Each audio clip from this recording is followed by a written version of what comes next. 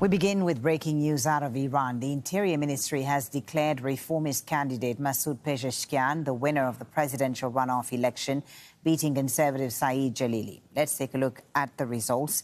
Win won with 53.7% of the vote, nearly 3 million ahead of Jalili, who got 44.3%. Iran's Interior Ministry says the turnout was 49.8%. MASOUD Win will succeed the late President Ibrahim Raisi, who was killed in a helicopter crash in May. Win was the only reformist candidate allowed to run by Iran's Guardian Council. These were the scenes in Iran earlier where some have been celebrating. 50% of registered voters chose to stay at home in the second round of voting after a record low turnout in the first round. Win has vowed to revive Iran's economy under stifling Western sanctions. Let's go straight to our correspondent, Rasul Sardar, who's live for us in Tehran. So Pezeshkian's supporters have already been celebrating Rasul. He won by a significant margin, nearly 3 million votes.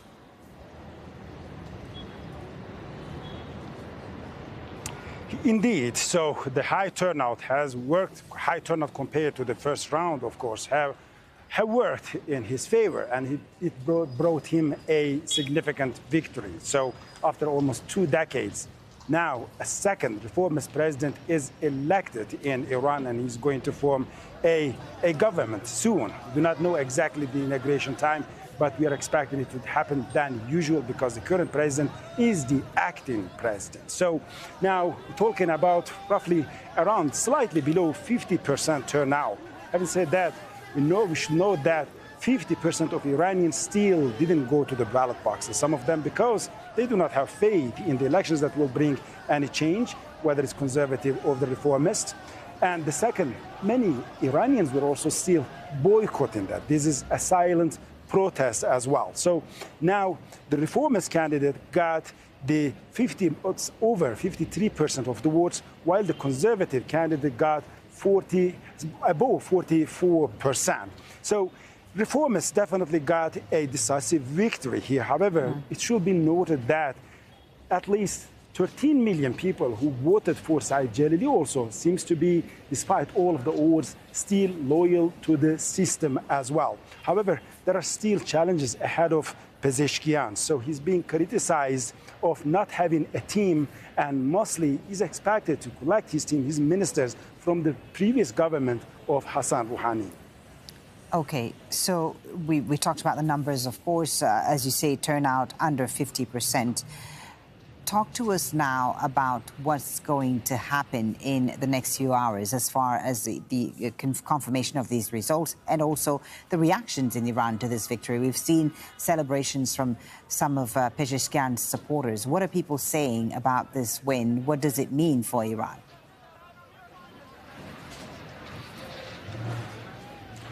Well, still it's early in Iran, and people are now just getting out, going to the work. It's a working day in Iran. There has been some celebration by some small groups of the supporters of Pezeshkian.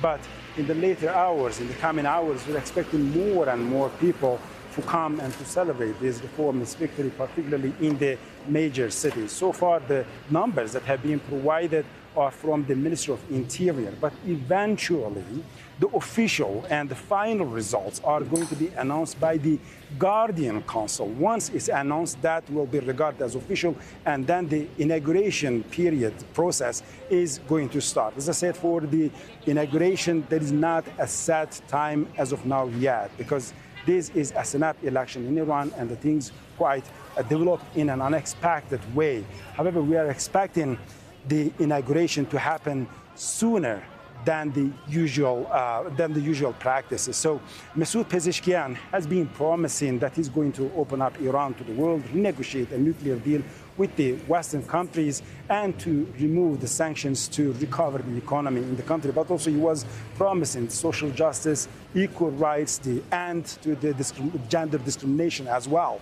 Whether he will be able to deliver on his promises or not, of course, depends on 2 factors. Internationally, So Iran wanting, or Masoud Pezeshkian wanting to remove the sanctions doesn't necessarily mean that they're going to be removed, because he will have to negotiate with the world powers. And internally, he's going to face a resistance from the political establishment here.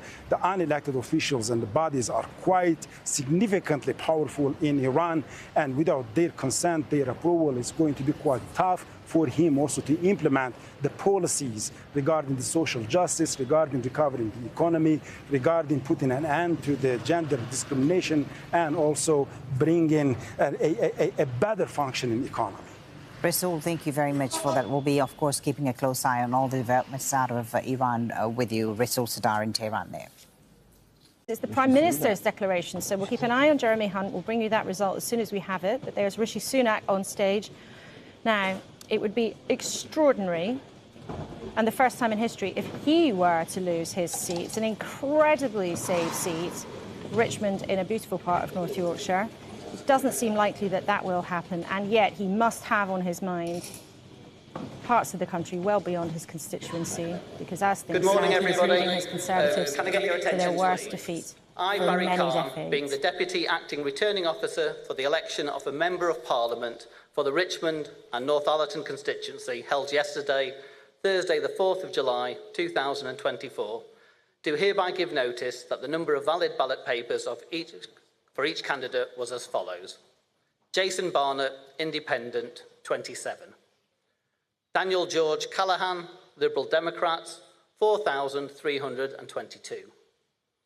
Angela Eileen Campion, commonly known as Angie Campion, Independent, 33.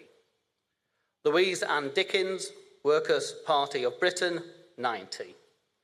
Kevin Foster, the Green Party, 2,058. Rio Sebastian Justin Goldhammer, commonly known as Rio Goldhammer, Yorkshire Party, 132. Jonathan David Harvey, commonly known as Count Binface Party, 308. Graham Nichols, commonly known as Sir Archibald Stanton, the official Monster Raving Loony Party, 99. Nicholas Omalana, commonly known as Nico Omalana, 160.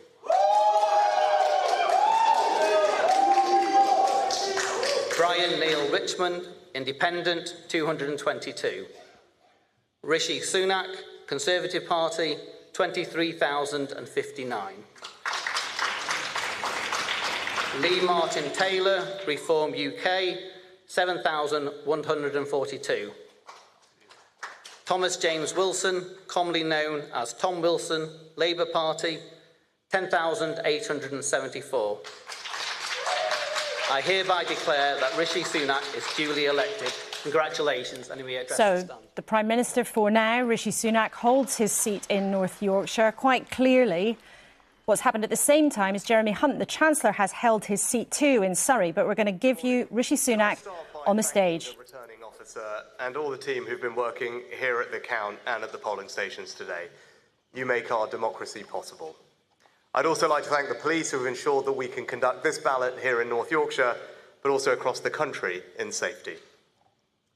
On this difficult night, I'd like to express my gratitude to the people of the Richmond and Northallerton constituency for your continued support.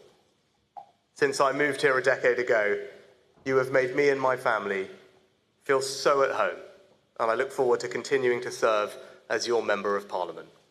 It is an enormous privilege. I'm grateful to my agent and constituency team, and I congratulate my opponents here on the energetic and very good-natured campaigns that they have run. The Labour Party has won this general election, and I have called Sir Keir Starmer to congratulate him on his victory. Today, power will change hands in a peaceful and orderly manner, with goodwill on all sides. That is something that should give us all confidence in our country's stability and future. The British people have delivered a sobering verdict tonight. There is much to learn and reflect on, and I take responsibility for the loss. To the many good, hard-working Conservative candidates who lost tonight, despite their tireless efforts, their local records of delivery, and their dedication to their communities, I am sorry. I will now head down to London, where I will say more about tonight's result before I leave the job of Prime Minister, to which I have given my all. I will then return here, to my family's home, and I look forward to spending more time with you all in the weeks, months, and years ahead. Thank you. Well, an extraordinary admission.